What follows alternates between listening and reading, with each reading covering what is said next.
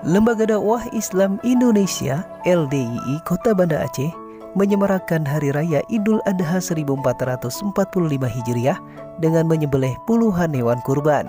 Pemotongan hewan kurban dilaksanakan di belakang Masjid Al-Mukmin, Desa Lam Gugop, Kota Banda Aceh seusai sholat Idul Adha pada Senin 17 Juni 2024. Ketua DPD LDII Kota Banda Aceh Abdul Salam mengatakan, warga LDII mempunyai metode unik dalam berkurban, yakni dengan menabung sejak awal tahun untuk kurban pada tahun depan sebagai wujud keikhlasan dalam ibadah sosial.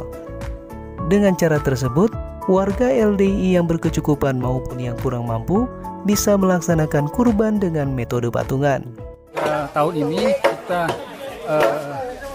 dapat berkurban 21 ekor sapi dan 2 ekor kambing. Nah, apa manfaat dari pelaksanaan Idul Adha kali ini?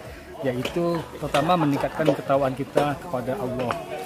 Yang kedua, daging hasil sembelihan ini kita bagikan kepada orang yang membutuhkan. Yang pertama fakir miskin, tetangga di sekitar kita. Dan ini salah satu implementasi kepedulian kita terhadap sesama umat.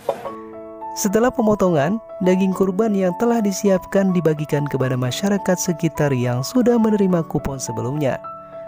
Pembagian daging kurban ini tidak hanya membawa manfaat bagi penerima, tetapi juga mempererat tali silaturahim dan menumbuhkan rasa kepedulian sosial di antara sesama.